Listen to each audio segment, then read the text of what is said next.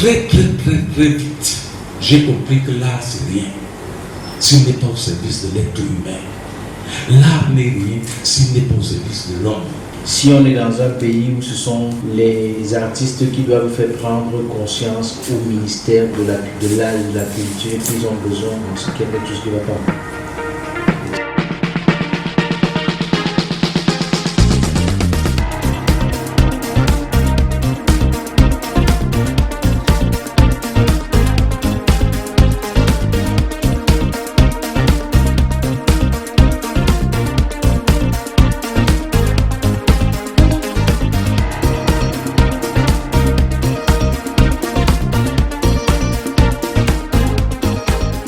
Voilà, merci d'applaudir Monsieur Dr Michel Fouquet et Coco. Et je vous souhaite encore une fois de plus la bienvenue à Desforest. N'hésitez pas à nous suivre sur nos différents réseaux pour ne pas manquer nos programmes qui contribueront à la célébration de Desforest is Five, à la célébration des 5 ans de cet espace qui nourrit l'esprit, nourrit l'âme et crée en quelque sorte de l'espoir chez beaucoup de Camerounais. Merci, je passe de ce fait la parole à Dr Michel. Merci. Donc, aux majestés ici présents ou représentés, aux princes et princesses, parmi lesquels Marilyn, que je salue affectueusement, aux notables oreilles et yeux de nos souverains les plus légitimes, aux artistes de tous bords, mesdames, messieurs, très chers invités, recevez en ma voix les mots de bienvenue en ces lieux. Et en disant cela, je voudrais dire que cette forêt qui nous ouvre le cœur de ses bois veut accueillir en son sein le génie Coco Komeni. Avant de remercier Zachary et Chantal, leur staff, je voudrais dire combien j'ai une grande reconnaissance pour John Pitt, l'hôte même de ces lieux. Et je voudrais, en remerciant les personnes qui nous permettent d'être ici, saluer Madame Kamgia, son époux Kamgia Clément et le mécénat de Baham Bird. Lorsque j'avais été sollicité pour lire, apporter quelques modifications et proposer une préface à cet ouvrage, j'étais loin de me douter de ce qu'il contenait. À vous dire vrai, je ne connaissais même pas Coco Komeni. C'est vous dire combien mon déracinement était profond. J'étais spécialiste des civilisations occidentales, notamment espagnoles et françaises. Je connaissais très bien Picasso, mais je ne connaissais pas le père Coco. Mais sitôt que j'ai vu les gravures, j'ai vu les sculptures, j'ai lu les écrits, j'ai compris sa vie, je me suis souvenu que j'avais déjà vu ses œuvres sans savoir qui c'était. Et à partir de là, je peux vous dire que j'ai écrit, non pas avec la raison, mais avec la passion et quelques génies que son travail m'a inspiré. Je voudrais vous prendre quelques minutes pour vous témoigner de ce que j'ai ressenti en vous faisant part de cette préface.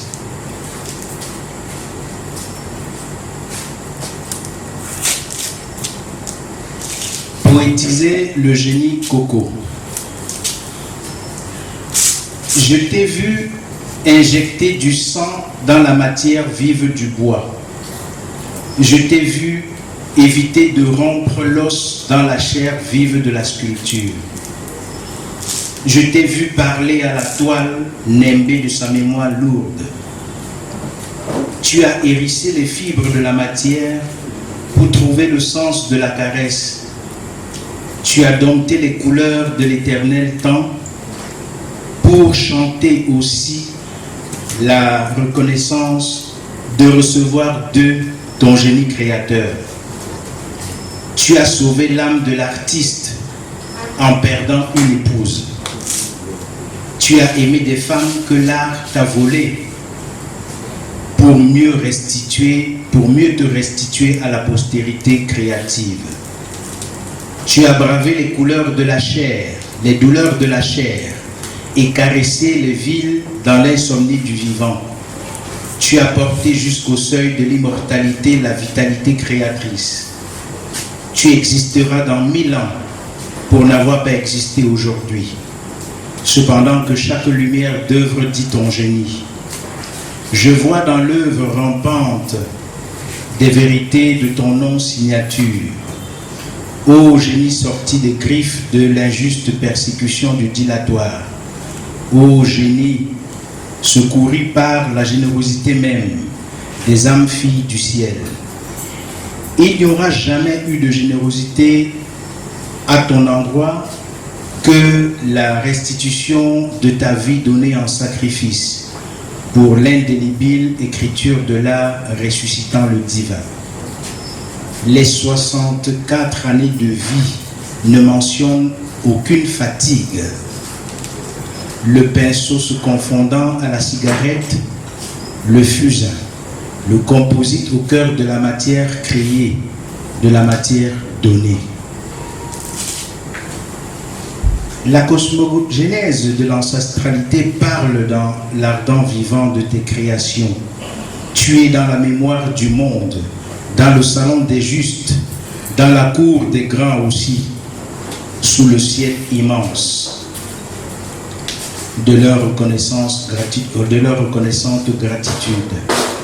Ferme les yeux et regarde partout où diamantent tes œuvres. J'ai vu l'amour pour tes enfants entrailles se confondre à l'amour pour tes enfants cristal d'art. Tu as parlé à la toile plus que tu n'as parlé à l'homme. Tu as donné à l'invisible vivant sa place dans la cohorte du sublime. Mon sang a couru le monde et c'est au pied du caveau des belles que j'ai renoué avec l'onction du beau, du vrai, de l'entraide et de l'amour indistinct. À toi, génie, que divinise la gémellité. À toi, génie dont le tronc féconde par deux la terre. À toi, génie dans le cadran solaire de l'inaltérable. À toi, génie dans l'embouchure infinie des arts. Ton approche est transcatégorielle, qui fait parler les murs avant de les décorer. Ceux qui ont le bonheur de vivre tes créations ont chez eux, en eux, des lieux de recueillement, de dialogue aussi, avec ce qui les dépasse. Car tes masques masquent les dieux qui nous observent et nous parlent par ce susurrement perceptible à l'âme sincère. C'est dans la divinité sculptée que palpite l'antériorité du microcosme sacré, ramené à la permanence sous ton indescriptible doigté. Ô coco communier, interstice au cœur du masque que laisse respirer la peinture.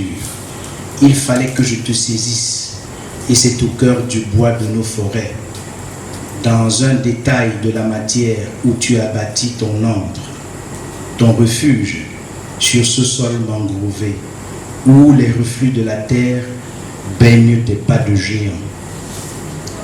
Ton aura, les lignes, les courbes de tes dessins, sur les toiles, aux arrondis des sculptures, aux trajectoires lactées de l'imaginaire, refusent de diluer notre essence dans l'ingénierie historique. Ô génie orateur, génie créateur, génie sculpteur, génie dessinateur, du concept à la réalisation, tu as refusé de diluer notre cosmogonie dans l'attendu touristique. Tu as tenu le bout ferme de la vérité et tes œuvres célèbrent le nombril a découvert dans le rêve nu de Péry, la sanctuaire aussi, où le rein de la terre met en dialogue Besson la prophétie du Verbe, la preuve dans le pré de Bam Bird. Ô génie, tu as créé les masques qui t'ont créé, leur poids a maintenu debout des murs fragilisés d'intempéries. Mon génie, entends-tu le souffle de Job, te susurrant son immortalité? Penses-tu aux 54 et ton labeur de prodige? Songe bien que c'est 6 que lit Didier, car avant d'être, vous étiez liés. Le temps gronde et le char qui te portera à l'ultime demeure n'est pas encore forgé. Ni de ce monde les chevaux ailés. Merci.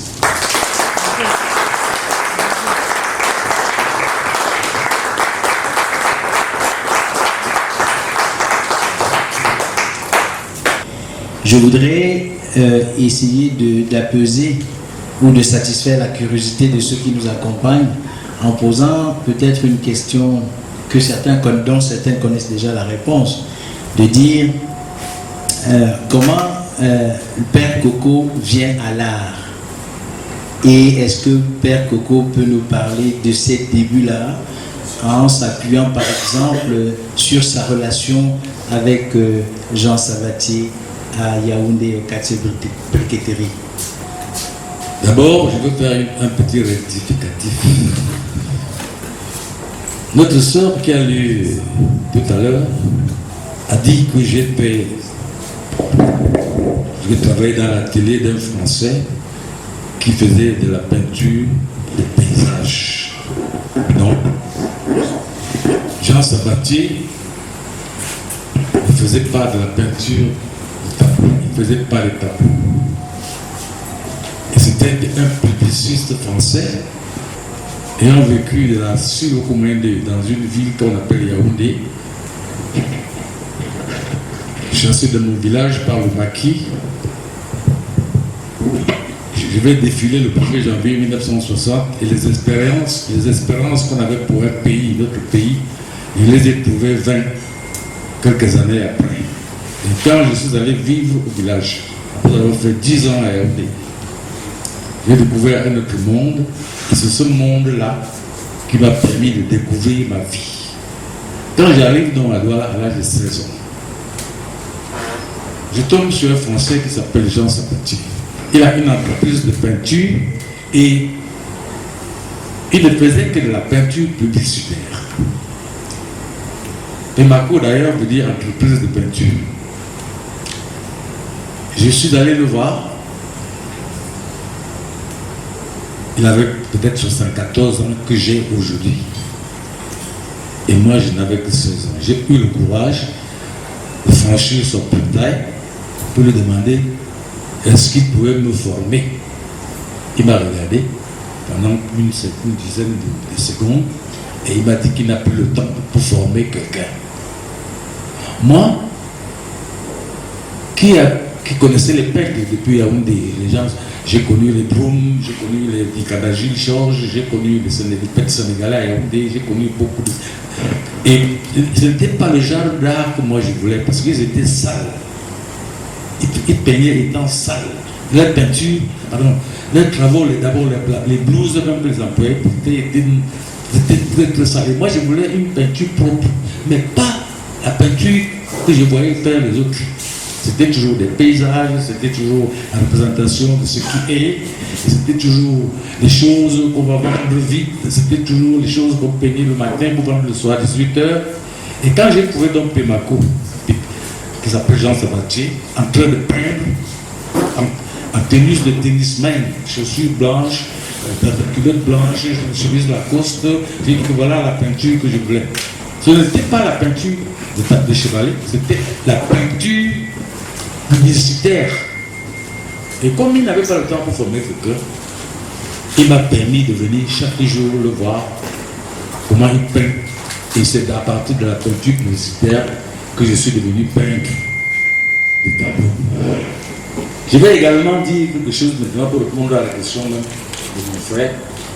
On ne devient pas peintre. On ne devient pas peintre. Déjà que la première œuvre, je l'ai réalisée à Yaoundé, j'avais 9 ans. C'était une sculpture sur bois.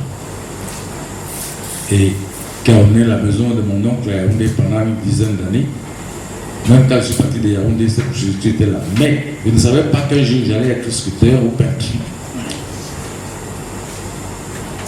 On ne devient pas peintre. Quand le mouton est vieux, il rentre boire le lait de son enfant. Pendant mes 2 ans que j'ai fait dans mon village, ma maman, ma grand-mère, alors ma grand-mère m'a pris comme son élève, son enfant, puisque dès ma naissance, quand je suis arrivé en 1954, elle ne m'a vu qu'en 1964, quand je suis venu au congé au village pour la première fois. Et n'oublions pas que nous étions en plein rassemblement parce qu'on avait appris les villageois de leur concession pour les mettre dans ce qu'on appelle aujourd'hui les camps de concentration, qui aujourd'hui on appelle toujours ce quadre de truc pour fuir le maquis. Je suis un peu un enfant du maquis parce que nous avons vu en 1954, j'avais 4 ans, les répressions à l'ouest du Cameroun, les rasages entiers des villages où on parle. Nous avons vu l'encerclement des chefferies entières et tout ce qui pouvait s'y passer avec l'armée française qui voulait même qu'on rase l'ouest du Cameroun pour faire un terrain d'aviation. Alors, quand on est parti en ville avec cette idée-là, pour fuir le maquis, on ne peut que vivre dans une sorte de révolte et une sorte de confrontation, pas contre le blanc, ni contre l'autre, mais faire tout pour que le monde soit bien. C'est pour ça que tout mon art est basé sur l'être humain. Vous ne verrez pas dans ma peinture une voiture, un avion, non, c'est les êtres humains qui sont en méditation, qui cherchent comment vivre ensemble, comment faire pour qu'il y ait la paix dans ce monde où nous vivons et que nous ne sommes que de passage. Pour répondre donc à la question, on ne devient pas peintre. La peinture, l'art est dans le sang. Mais il faut aussi le découvrir, il faut aussi le savoir, il faut aussi le percevoir et consacrer le temps qu'il faut. Si je voulais être riche, je répète une fois encore de plus, si je voulais être riche, c'est que l'art contemporain du Cameroun n'existe pas. Parce que quand je suis arrivé à Douala, le plus vieux peintre, le plus jeune peintre avait 74 ans, l'âge que j'ai aujourd'hui. Et tous ces peintres-là, le Boileau Beramo, les Papa Evans, les Papa Bocard, les Bolivar, les Papa Douala, il y avait les Français, même Sabatier, je parle, il y avait par exemple David Scott, l'espagnol. Le papa Conchipé vendait ses tableaux, il faisait les tableaux et Père Conchipé allait les vendre au port. Le port n'avait pas encore de couture. Et quand un peintre faisait une toile le matin, il savait qu'à 15h il allait vendre parce que les Français qui avaient pignon sur eux, il n'y avait que les Français et les Grecs, il n'y avait pas encore la montée des Chinois. C'est après que les Indo-Pakistanais vont arriver. Le peintre faisait son tableau à midi et à 18h il vend. Parce qu'il y avait une peinture et un public. Et moi, qui n'avais que 16 ans, je ne voulais pas cette peinture-là. Je viens de vivre 14 ans, disons une dizaine d'années à Yaoundé, et j'ai vécu 2 ans au village. Je connais la complexité, comment nos mamans du village vivent. D'ailleurs, je vais vous relancer, Père Dufour, je vais vous relancer sur cette question. Voilà. Parce qu'il est dans vos œuvres, et d'ailleurs la relation que vous avez avec votre grand-mère, elle est fondamentale. Je pense même que le souffle de votre grand-mère accompagne vos créations. Et en disant ceci, je voudrais que vous nous disiez un peu le rôle que joue la femme, la représentation que vous en faites dans votre ouvrage. Je veux essentiellement m'appuyer sur cette œuvre de la gémellité. Moi, j'y vois la gémellité qui trône sur l'esplanade de Barenberg. La représentation de la femme dans votre art. Bon, c'est le retour des chants. C'est une maman qui rentre des champs, une grand-mère qui rentre des champs, avec un panier vide sur la tête. Et elle est enceinte. Elle ne fait plus les chants pour elle. C'est pour les enfants partis en ville. Et c'est également pour rompre avec la monotonie des campagnes. Puisque quand elle est dans sa construction, peut-être que le mari est mort il y a une cinquantaine, trentaine, quarantaine d'années, cette maman, on ne sait pas si elle part ou elle rentre. Et vous voyez en bas, il y a un triangle. C'est isotéral, il y a le c'est la source de la vie. La vie chez les Négo-Africains. Je veux dire quelque chose, il y a par exemple les grands notables qui sont là. Le lacam que vous entendez chez les évangéliques, c'est le sexe de la femme. Je voudrais aussi poser la question, là je vais revenir un peu plus à Douala ici. Ce qui m'a frappé en travaillant sur votre livre, c'est le rôle que joue la nuit. Et vous parlez d'ailleurs même du père de la nuit. Le rôle que joue la nuit, notamment à Kwabanan, Youpouebanan et tout ce qu'on y fait. Est-ce que les fréquentations, vos sorties nocturnes ont influencé votre peinture? Et si oui, est-ce qu'il y a eu des créations qui ont émaillé certains lieux? Quand je suis arrivé à Yaoundé en 1956, on m'a envoyé à l'école principale de Koudou. Et mes deux frères, les envoyés au jardin d'enfants, tenus par les princesses.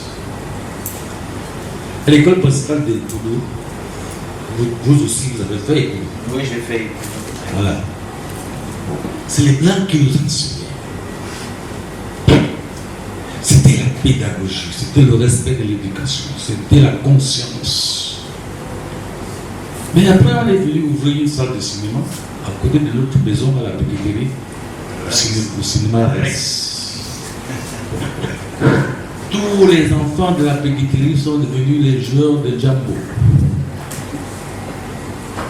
Sauf moi.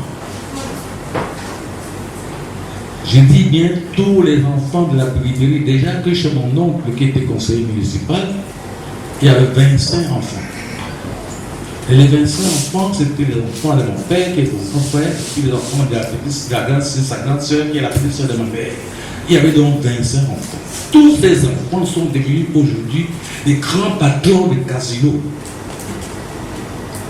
Moi, j'ai échappé. Parce que ce n'était pas ma vie, ça. Je ne voulais pas que ma vie soit une vie d'hasard, de tombola. On part le matin, on va gagner 1000 francs le soir, à la roulette, on va faire ou tel autre truc. Non. J'ai cherché déjà des. Parce que la béquiterie a ceci d'extraordinaire. Moi, je le dis parce que je le conseille. C'est même par là que la nuit vient. Parce que la maison de mon père, mon oncle à Yaoundé, comme elle était à côté d'une salle de cinéma, mais il y avait également une multitude de bars à la périphérie, où dès la tombée de la nuit, nous faisions la ronde des bars à Vaziman. On dansait à Pézana bar. Où un musicien, le cher ami de la capitale, il y avait Rizo Victor, qui jouait à l'hôtel Aurore, il y avait le musicien congolais, il y avait, que je veux citer les qui. Nous faisions la ronde des bars et la musique congolaise était avec la vedette.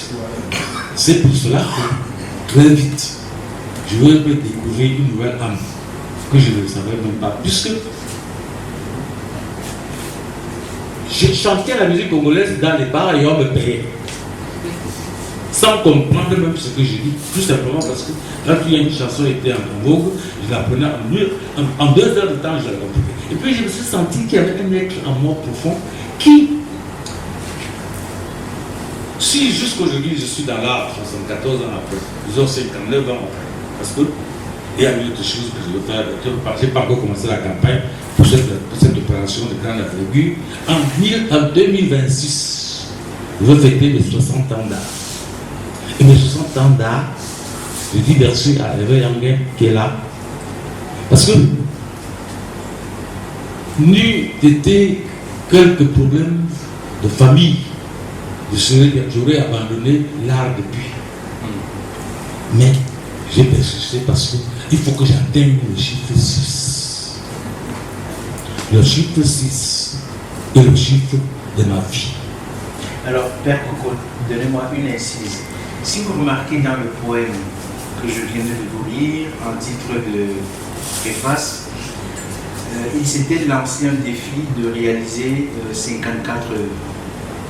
Et entre-temps, il y a son meilleur ami Didier qui s'en est allé. Et lorsque je travaillais cette idée, j'ai converti 5 plus 4 donne 9. Et si vous êtes au paradis, suivez mon regard, ce que vous lisez, c'est 6. Et il vient nous dire que le chiffre 6 est capital pour lui. Donc, on peut continuer avec la Je suis arrivé à Yaoundé en 1956. Je suis arrivé à Douala en 1966. Je suis allé en France pour la première fois en 2006. C'est pour dire mes jumeaux, les enfants jumeaux. J'ai des enfants jumeaux. Bon, je profite pour dire quelque chose ici. Très vite, j'ai compris que l'art c'est rien s'il n'est pas au service de l'être humain. L'art n'est rien s'il n'est pas au service de l'homme. Je voulais lui poser effectivement la question sur son arrivée à Douala et qu'il nous parle un peu de la symbolique du dernier poteau. Parce qu'on entend le dernier poteau, mais on ne sait pas pourquoi on parle de dernier poteau. Lui, il a l'historique de cette histoire. Je voudrais qu'il nous la révèle. Je voyais que vous voyez là. C'est en réalité la vie des gens de plus belle colonie qui devait être ça, que j'ai essayé de retracer. Parce que les filles vont en mariage et elles rentrent avec 4 enfants, reprendre la chambre du papa ou bien de la maison et pour revivre de la maison pour revivre avec un autre homme. De l'autre côté, c'est un enfant qui a transformé la maison familiale en casino. De l'autre côté, c'est un enfant de la maison qui a choisi son mari pour venir vivre dans la maison familiale. Pendant que le papa qui a travaillé toute sa vie, qui n'avait que son petit pauvre vélo rouge pour aller au travail, maintenant il est étranger dans sa propre maison. Déjà même que les enfants ne rêvent qu'il meure. Parce qu'ils veulent vendre la maison pour aller en Europe. Alors je conseille au papa qui est là, vraiment, si vous avez couché vos enfants en ville, il arrive de même dans la péditérie à Yaoundé où j'ai grandi. Le successeur de mon papa à Yaoundé qui nous a élevés, il est mort, tué par ses frères. Pas tué avec les fusils, non. On l'a empêché de vivre. Mais si l'école, je conseille donc au papa, quand vous avez vos maisons en ville, ou bien vos biens en ville, partagez-les de votre vivant. 5 000 livres. En dehors peut-être 10 000, non, 3 ou 4 000 feuilles, mais pour un truc, et il décide de le mettre au fond. Pas de le mettre au fond, de saisir. Oh, il saisit avec tellement de fautes que quand M. Clément vient me remettre, je lui dis, M. Clément, quand il écrit par exemple le nom de Yangué, il écrit Yanga, Marilyn Princesse, il me dit Barala. Il dit par exemple je n'aime pas nous. Parce que je parlais de des gens avec qui je vis continuellement, avec qui des trucs, ça va t'énerver. Et M. Clément m'a dit bon, comment on peut faire? J'ai dit que non, il n'y a que moi seul pour corriger. Nous étions en 2020 pendant le Covid. Le Covid c'était 2000 combien là? Voilà. M. Clément me dit mais je veux que tu restes à la maison, quoi, pour corriger toutes ces fautes. Il me paye pour corriger mon propre livre. C'est là que je pense qu'on devrait applaudir quand même ceci. Il me paye. Je fais 6 mois, non 4 mois pour corriger mes propres. On va voir maintenant un autre type pour faire la saisie. Je dis que non, on va plus aller chercher quelqu'un loin. On va trouver quelqu'un à côté de nous. Je donne à leur type qui est à côté de nous Mais un travail que je pensais que ça va faire un mois, le monsieur met 6 mois.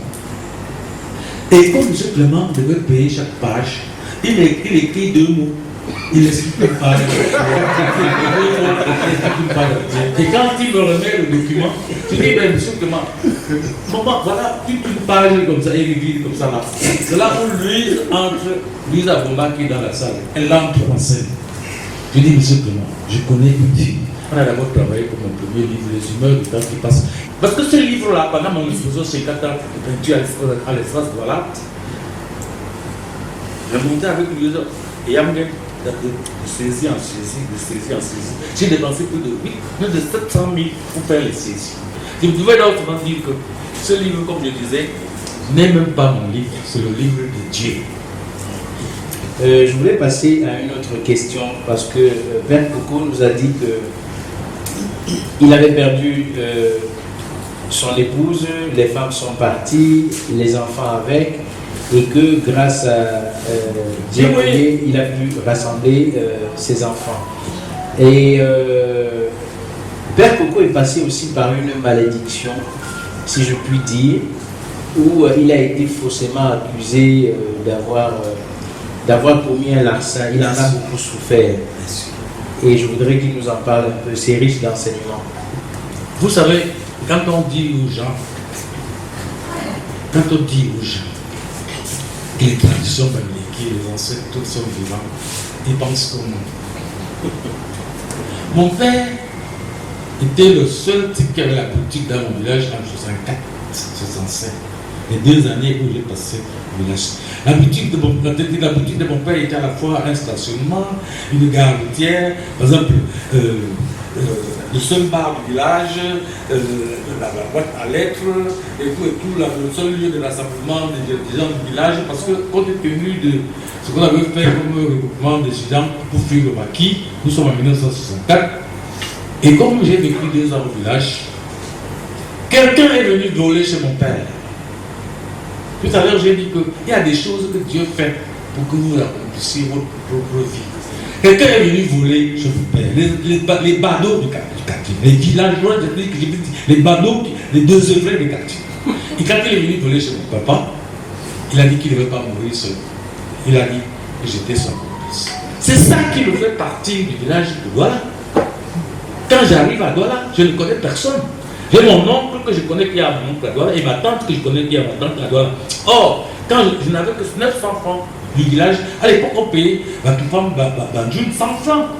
Vous savez ça, nous sommes en 1966, on payait 100 francs. Et puis je n'avais que 900 francs de transport pour arriver à Douala. Et quand j'arrive à Douala, nous sortons, quand il va sur le marché de planche, là où il y a la galerie Bolo aujourd'hui. Parce que les gens ne savent pas ce que nous avons enduré, ce que nous avons vécu. En la mort dans l'âme, je suis obligé de partir du village. Et quand je débarque à Douala, je demande s'il vous plaît où le quartier kilomètre c'est. On me montre, vous allez partir comme ça, vous allez traverser les rails. Et quand je tombe donc, je vois que la maison de ma tante et de mon oncle, de grand frère et la petite soeur de ma mère sont côte à côte collées. C'est là où Dieu m'a envoyé pour faire accomplir ma mission, changer l'art au Cameroun.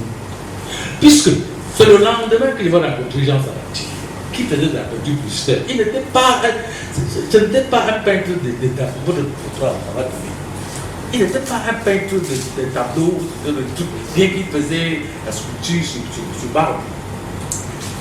49 ans après, que je suis allé me nettoyer ici, on me disait, ah, tout ce que tu fais là, tant que tu n'as pas fait ce que tu dis là, tu ne peux rien faire. Coco est un artiste plein. Il écrit comme un musicien. Il sait nous faire passer le chapitre qui a été lu. On commence par un moment, on retourne dans l'histoire et on revient dans un autre moment. Et il nous fait traverser le temps, il nous fait traverser les temps. C'est un témoin de son temps et c'est une bibliothèque, c'est une mémoire vivante, c'est une mémoire vive.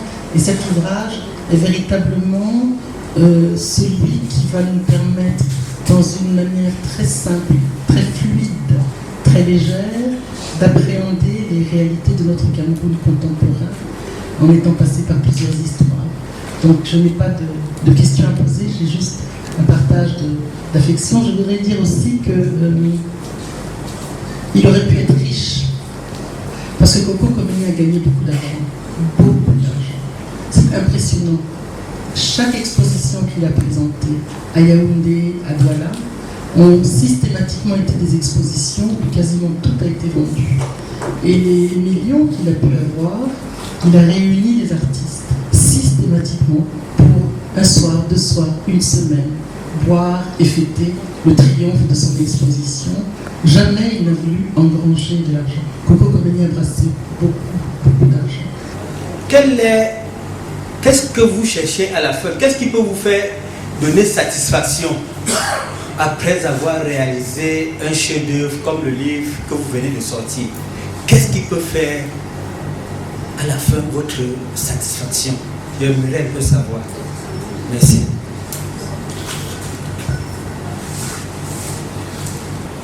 Si je faisais l'art pour être riche, c'est que je suis mort depuis. Mais j'ai préféré faire l'art pour la vie. C'est pour cela que chaque œuvre que je fais est d'abord une victoire pour moi. Si elle arrive au stade qu'elle me plaît, quand une œuvre ne me plaît pas, je suis obligé d'aller jusqu'à arriver au stade de l'atavisme qui entre en corrélation directe avec mon cosmique, ma cosmogonie, mes ancêtres. Il y a d'ailleurs dans mon village un lac qui est dans la construction où ma grand-mère est née. J'avais fait un tableau, alors là, et quand je suis allé remettre ce tableau à mon grand-père qui a succédé, il m'a dit, mais comment tu fais notre mort sens? Comment tu as réussi à faire notre mort? Moi, je ne savais pas que c'était notre mort qui est chez nous, c'est un lieu sacré et qui n'est même pas n'importe quel lac. C'est pour dire également que si je voulais faire l'art pour être riche, à 20 ans, à 18 ans d'abord, j'ai travaillé 2 ans dans un bateau où j'ai vu du pays. J'aurais pu m'exiler sans même qu'il y ait un problème. Mais j'avais mon père et ma mère à enterrer. Je les ai enterrés. Aujourd'hui, tous mes enfants qui sont clairement en fuite avec eux, je les ai récupérés, les situés et les donner une consistance. Lise même qui est là, ma fille l'aime même plus que moi, parce qu'elle m'a tellement aidé dans tout ce que je fais, que ce soit dans l'art, que ce soit dans le social, que ce soit même pour la littérature, que ce soit dans la peinture, que moi-même parfois je me demande, cette fille-là était même sortie d'où? Puisque le livre-ci même, elle est à 95% dedans pour sa confection. Moïse, notre frère Jacques Nyoké, en venant lui donner ce livre pour faire le montage, je ne savais pas que à la fin du livre, c'est ici qu'on allait faire la dédicace. Ça veut dire qu'également, il y a une sorte de prémonition divine. Quand Dieu vous envoie quelque part, chaque chose, il disait à M. Clément Gambia, chaque œuvre crée sa propre vie. J'ai écrit un roman en 83, jusqu'aujourd'hui, mais comment celui-ci, qu'on a écrit qu'en 2013, il est là, les gens l'ont, mais celui de 83, ça veut dire que son temps n'est pas encore arrivé. Mais pour répondre à la question, papa, si je voulais être riche, j'allais vendre les énergies.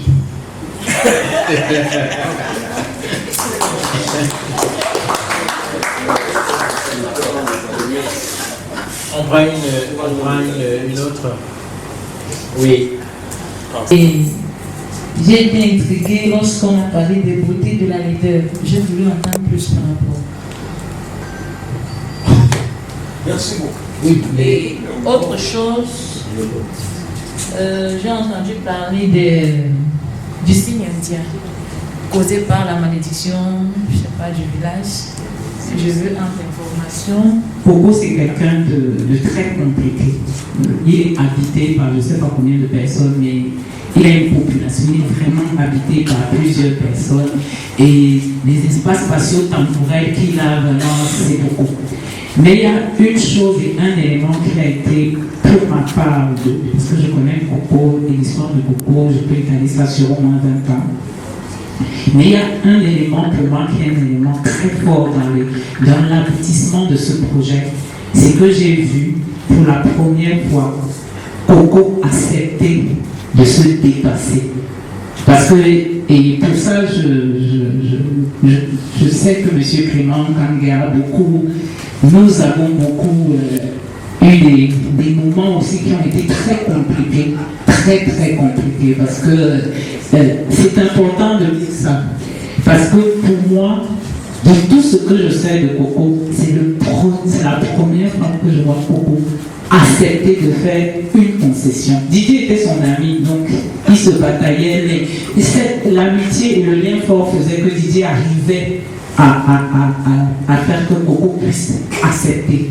Mais M. Clément Kangia, et je me lève même pour dire ça, parce que peut-être que vous ne le savez pas, mais de son histoire à lui, c'est bien la première fois qu'il accepte de faire le pas en arrière et accepter que oui, je vais faire corps avec la personne qui est en face. Et ça, il a accepté de s'effacer pour pouvoir arriver à mener à bien ce projet de livre. Ce projet aurait pu ne pas naître pour des petits malentendus. Parce que Coco, vous voyez, là, c'est mon père, mais c'est mon fils, il est très têtu. Il est mais vraiment très têtu. Et c'est quelqu'un qui est extrêmement libre. Coco est libre. Comme le disait son compère et ami Lionel Manga, un papillon ivre. Imaginez un papillon ivre. Il est totalement libre. Donc parfois, accepter de dire oui, tout simplement, ou de dire non, tout simplement, c'est un parcours de combat. Et pour ça, M. Clément Kangia, à travers ce livre-là, dans cette histoire que nous écrivons aujourd'hui, vous êtes quand même un élément clé qui a permis que la têtutesse de mon fils Coco a pu être quand même dominée. Je voudrais qu'on applaudisse encore très fort pour vous, M. Clément Kangia. Et je tenais à préciser ça. Bonsoir à tous. Bonsoir. Moi particulièrement ici, Cédric Kangia, le fils de M. Kangia.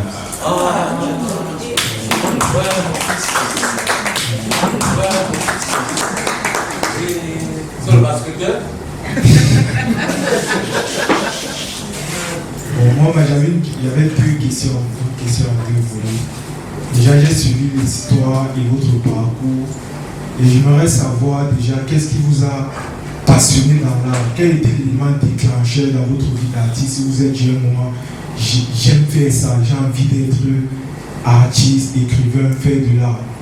Et ma deuxième question, c'était en tant que jeunesse africaine, camerounaise, beaucoup de nous ne connaissons pas vraiment le monde de l'art. Particulièrement moi, c'est mon père qui m'a vraiment fait découvrir le monde de l'art. Et dans ce monde, j'ai quand même éprouvé de la compassion, donc ce qui fait que je m'interroge plus et j'arrive quand même à visualiser vraiment ce monde, quand même à l'accompagnant sur certains projets. Mais j'aurais vous demander donc quel message devait passer à la jeunesse camerounaise pour nous encourager vraiment à développer le monde de l'art au Cameroun. Et donc elle posait la question, elle avait une question à deux volets.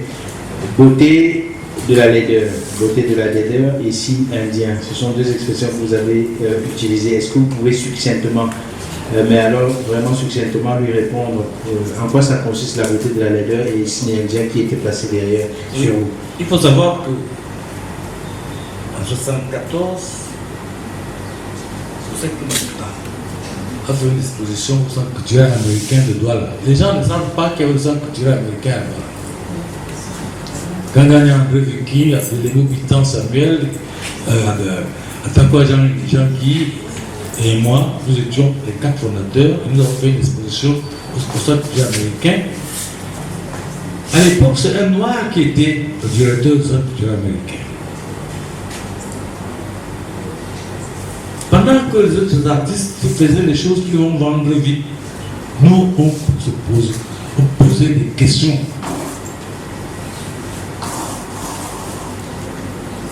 Sur la société, sur l'homme. Et cette exposition a eu un succès. Et quand l'exposition est finie, le directeur de l'Institut de l'Institut américain, un noir américain, a décidé de proroger l'exposition. Quand son patron de tournée, pendant une tournée en Afrique, est venu voir l'exposition, il a fait le tour. D'ailleurs, je me suis trompé, c'est pas 74, parce que c'est que Malotava est né en 79, disons que c'est entre 1,81 et 82. Et il va dire que si c'était moi, je ne devais pas prolonger cette exposition. Parce que nous, sous le faux label du beau, nous avons exprimé les beautés de la laideur. Utiliser ce qui est beau pour exprimer ce qui est mal, ce qui est mauvais. Peindre une prostituée, par exemple, qui a pu dormir sur un poteau électrique. Ça, c'est une technique littéraire, comme on peut dire, picturale. Peindre une vendeuse de beignets qui a l'enfant au dos, qui dort avec l'enfant au dos, sur le lampadaire ou devant une véranda à minuit. Ça, c'est les beautés de la laideur. Bon, je reviens maintenant au signe indien. Quand je vois mes ancêtres qui sont assis là, il faut le laisser encore une fois ici. Je me lève même avant le 10. Tout à l'heure, j'ai dit que mon papa m'avait maudit à cause d'un fait que je n'ai pas commis. Et il a fallu 59 ans pour que j'aille abolir cette malédiction. Quand on a fait le premier travail avec les voyants, ils m'ont dit, va lui maintenant, va le dire que, va dire à ton papa que la terre là, on a arrangé. Je les ai dit, mais là où son crâne est, il est mort il y a 35 ans, là où son crâne est, il y a même la porte s'enfermer dans une chambre. Il m'a dit, parle, il entend. Prends la terre, va là.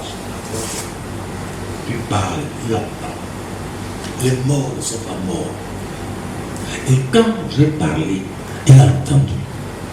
Quand on a fini ce rituel, qui a duré 49 ans, c'est la Douala, le 20 janvier, que je tombe sur M. Clément Gamga, qui va donner naissance à beaucoup d'autres choses qui m'ont bloqué, qui m'ont...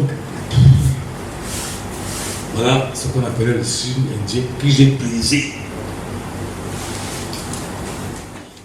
Et Cédric pose la question de savoir quel est le message, quel est le moment déclencheur pour faire de l'art pour vous, quel a été le moment déclencheur, ça c'est la première question, et quel est le message en direction de la jeunesse, je sens qu'elle peut s'intéresser. D'abord j'ai dit dans mes réponses précédentes qu'on ne devient pas artiste, et on ne se lève pas un matin pour devenir artiste.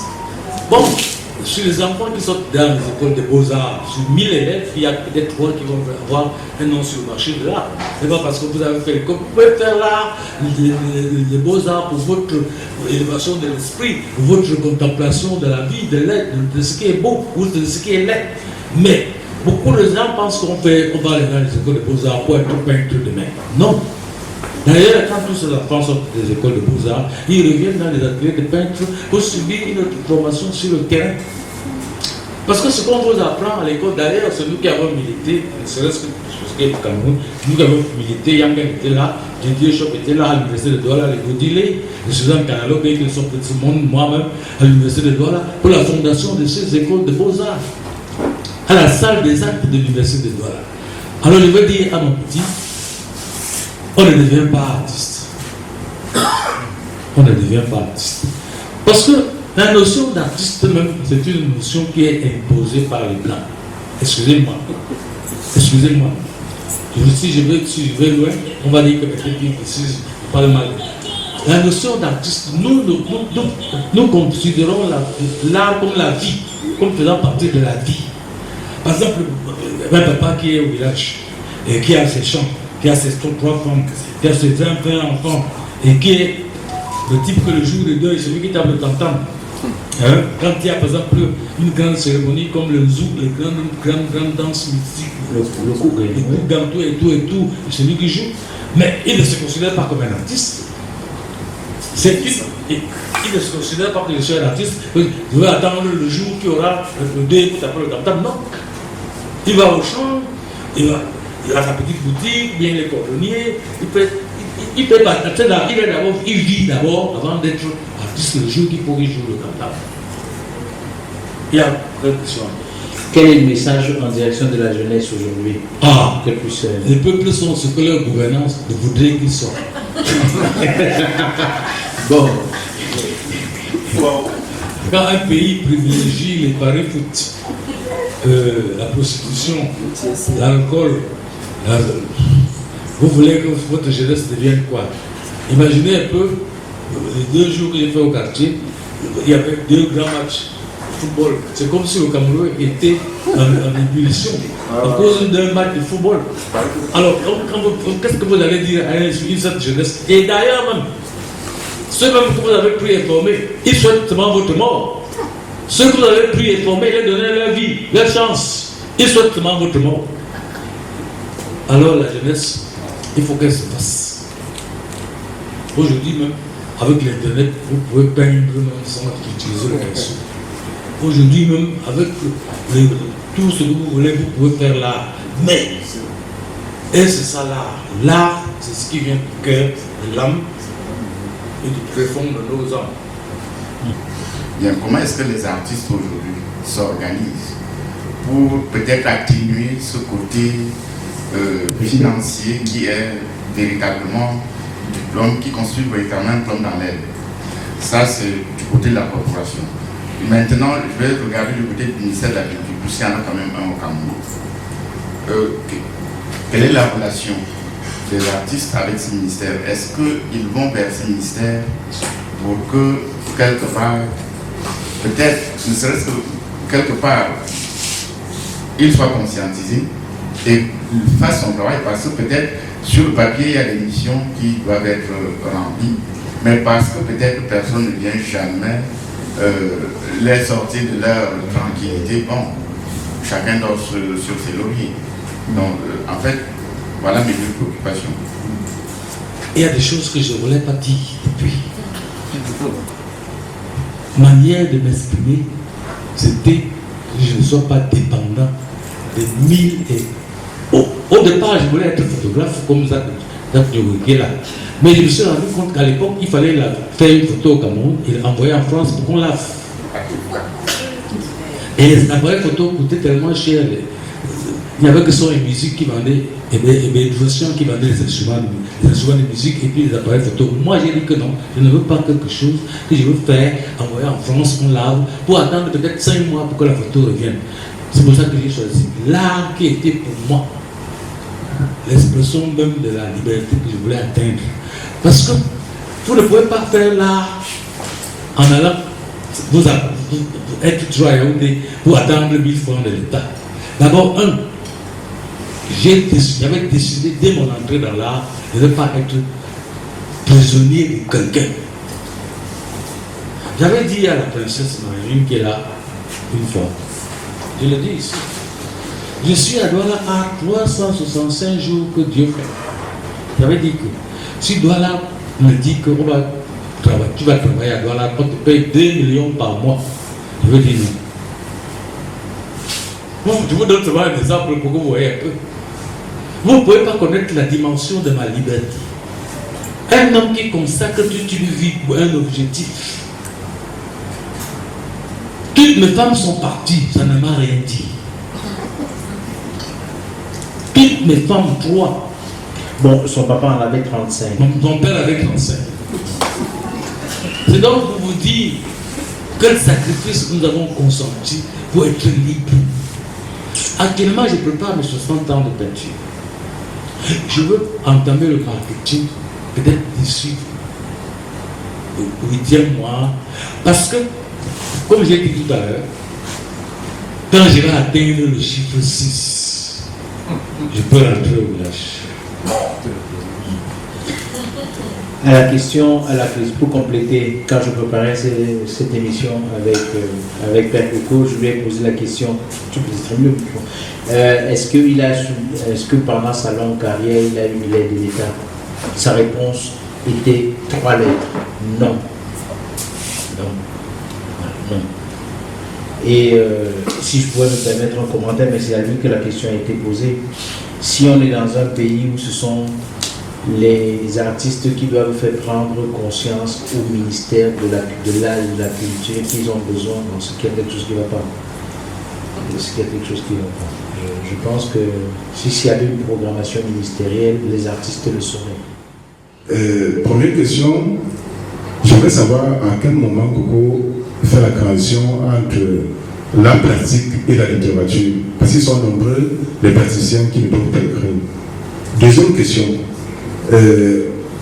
La princesse Marine a dit il est très généreux et tout le monde a témoigné, il est très généreux. Moi je voulais savoir, il peut gagner, il peut faire une exposition, il gagne de l'argent et puis il appelle ses compères et il partage tout cela. Oui. Après cela, il a dit de lui-même qu'il a formé beaucoup d'artistes. Peut-être, je voulais poser la question, lorsqu'il son engagement qu'il a coûté mariage, enfants et autres, c'était pour satisfaire les artistes ou ce qui peut impacter la société en général. Et s'il voulait impacter la société en général, est-ce qu'aujourd'hui il peut dire est-ce qu'il peut se dire satisfait de sa mission? Nous allons revenir sur Didier Chop. En l'an 2000, j'ai fait une exposition à l'Institut Goethe de Yaoundé qui s'appelait Fragment. Pendant ce temps-là, c'était en décembre 2000.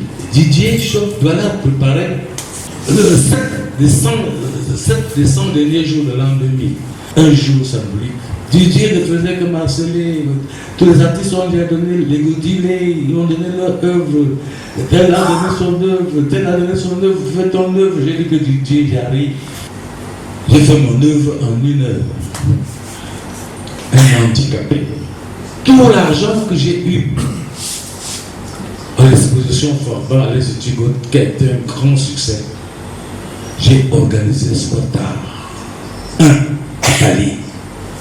Pendant 1 semaine, les artistes peignaient jour et nuit. Et nous le faisions sans savoir, moi particulièrement, je savais qu'il y avait le sommet France-Afrique à Yaoundé. Mais je ne savais pas qu'il y avait le commandement opérationnel à Douala.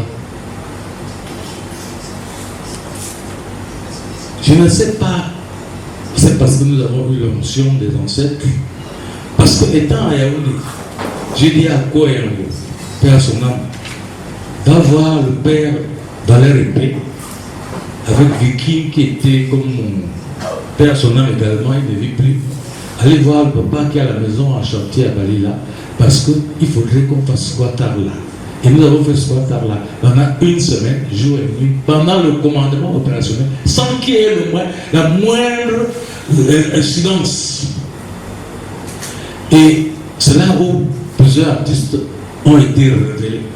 Les Malams, qui par la suite a été pris en contrat avec Douala, et les Gaga Justine, c'était leur première. Je crois travailler avec 20 artistes au même moment. Genève Dalé, Père son nom, beaucoup d'artistes qui ne sont plus au Cameroun, qui sont partis. Et pour dire donc, quand on a mis son argent, et puis il faut savoir Régine Gatti, qui à l'époque était squatté au Faco chez Christian. C'est lui qui était le portier. Pas portier pour arrêter les gens ou bien pour payer l'entrée. Je ne voulais seulement pas les pickpockets viennent agresser les passants. Parce que c'était un lieu où les mamans venaient à Kabangondo, les messieurs venaient en t-shirt, la nuit comme de jour, c'était beau. Mais en 2002, un des initiateurs qui était Koyango va mourir, nous allons faire Squattard tout à Dedo. C'est là également que Je veux faire tout ce que j'ai pu faire et investir beaucoup d'argent pour Squat Tattoo. Et même l'œuvre que je veux faire à Squat Tattoo à Bali, à Gadedo, je vais laisser cadeau. Et ce sont toujours les signes prémonitoires de Dieu, puisque c'est d'où est Soukan, le propriétaire des lieux, qui aujourd'hui également n'est plus de ce monde, qui va venir me chercher dans mon exil pour m'amener à Gadedo, où je veux passer 4 ans. Et c'est dans ces 4 ans-là que je veux ressusciter, grâce à Nadia Dera, la directrice du français, et Simon Diami et Doualat pour l'exposition 40 ans de peinture. Vous voyez, ce qu'on fait de bien part devant et rentre. Après 40 ans de peinture, je ne savais pas que j'allais encore faire 5 ans dans la peinture. Nous voici au seuil des 60 ans. Dernièrement, les 10 ans, les 50 ans, c'était à l'espace dollar. Même les 40 ans de peinture, c'était à l'espace dollar, patronné par le secteur français, avec un livre à l'appui. Les gens ne connaissent même pas. Et ce livre se vendait par souscription et tout a été vendu. Maintenant, je prépare les 60 ans de peinture. Vous pensez que c'est parce que je veux avoir. Voilà un artiste. Voilà, j'allais oublier. Si je veux éternel merci. Voilà un artiste qui a dit Coco, comme tu passes tout ton temps à Doualat là, pour te détendre un peu, il est allé voir Laurent, qui est notre encadreur, qui fait les toiles se chasser et tout, et tout, et tout. Il a acheté le matériel au moins pour 400 000. Et il Yangé, il est venu me donner. Et comme tu as, voilà, tu passes ton chaque fois que tu as transféré plus. Ce sont ces peintures-là que je prépare 60 ans avec d'autres peintures que j'ai chez moi. Depuis peut-être 2019, que j'ai pas en 2019. J'ai roulé, j'ai gardé quelque part. Parce que mes choses ont été toujours les choses. Je n'avais pas rendez-vous avec M. Clément Kambia pour que ce livre teste. C'est Gilles Wokam qui a fait l'architecture de sa maison, qui dit qu'on a un grand frère, voilà, qui peut te faire un petit monument. Après le monument, des choses, d'autres choses, créer d'autres choses. Là, quand on a fait le livre, je ne suis plus au stade du livre. Monsieur le professeur Fouquet, je ne suis plus au stade du livre. Le livre va faire sa vie seule. C'est Marilyn qui ces artistes-là, ils ont interpellé Marilyn à l'aéroport d'Abidjan. Ils ont demandé pourquoi elle dit qu'il ne veut pas. Le type là, c'est qui? C'est Joël Pado. C'est moi qui tiens la main de Joël Pado pour son premier voyage international en tant qu'artiste. Je parlais tout à l'heure de la corrélation que j'ai avec la ville de Douala. Et Joël Pado, c'est ma dette que j'ai payée au Douala qui m'ont appris à peindre. Je ne veux pas partir sans dire merci à Lisa Bomba, qui a été au four et au moulin pour ce livre. Sans dire merci à Desforest et à Madame Chantal et sa femme. Eux deux là, j'ai aussi bataillé dur avec eux. Pour que le livre là également soit. Je ne peux pas partir sans dire merci à M. Clément Kambia. Voilà. Merci. Ça va sortir.